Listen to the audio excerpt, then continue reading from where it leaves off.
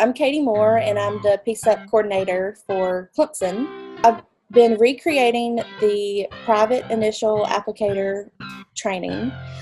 Before, it was a really good training. It was just about 7 hours long, and the extension agents, they're the ones that do the training.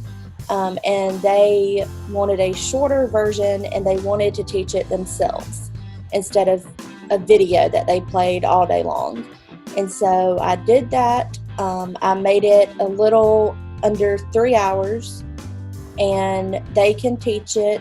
They're very happy with it. The pass-fail rate is about the same as it was for the first training.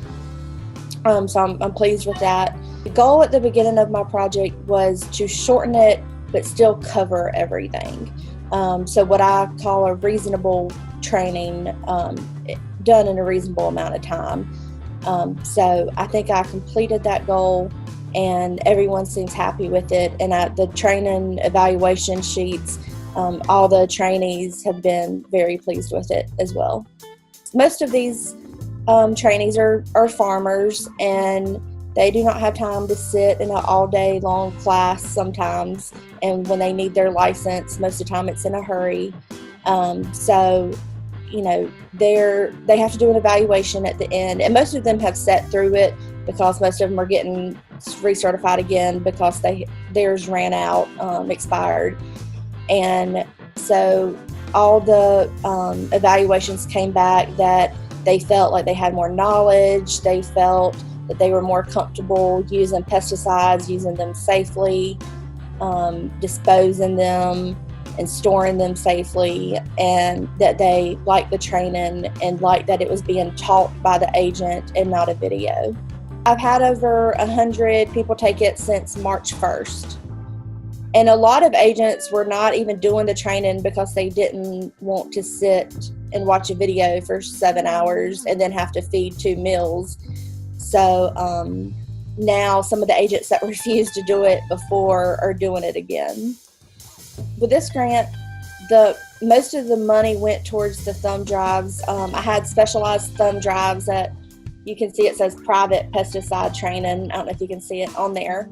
But the agents really wanted that so that they could have everything on there. There's all the documents, how to do the instruction, how to deposit the money. I get 20% of the $100 fee per person.